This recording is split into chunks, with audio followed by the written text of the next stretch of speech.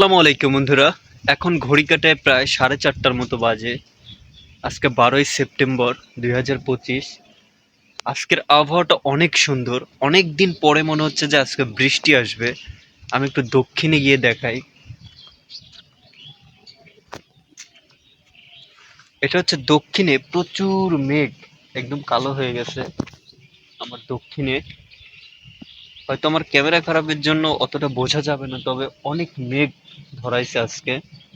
তো একটা কথা বলি, সমুদ্র দেখার জন্য মাইলের পর মাইল দক্ষিণে যাবার প্রয়োজন নেই।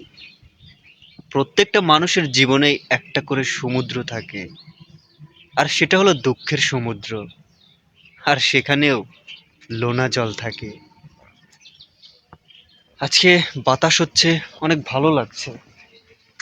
সূর্য কেমন যেন একদম মেঘে ঢেকে গেছে। তো এই হচ্ছে প্রকৃতি।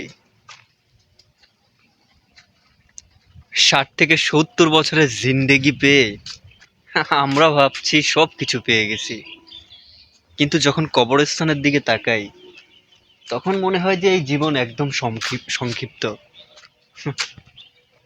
তবে কতই না আমাদের আশা। চারিদিকে শুধু সবুজ আর সবুজ। যেহেতু এখন ধানের মৌসুম, আমি একটু এই দিকে দেখাই। শুধু সবুজ, যতদূর চোখ যায় শুধু সবুজ। এই ধান হচ্ছে নভেম্বরের দিকে কাটা লাগবে, নভেম্বর ডিসেম্বরে এই ধানগুলো কাটবে, ঘরে উঠবে। তো যাই হোক, অবাধ্য নবস বাধ্য হবে কাফনে, পরিবার পরিজন ব্যস্ত হবে দাফনে। এটাই, এই দুনিয়া কিছুই না। এই সব কিছু একদিন ছেড়ে চলে যেতে হবে। এই জিন্দেগি তো একবারই, উপভোগ করে নাও, দেখে নাও।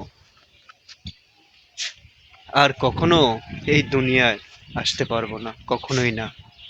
একবার চিন্তা করে দেখো, আর কখনোই আসতে পারবো না।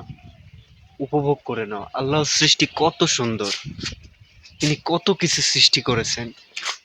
অদ্ভুত তার সৃষ্টি। তো যাই হোক, সবাই ভালো থাকো, সুস্থ থাকো। আসসালামু আলাইকুম।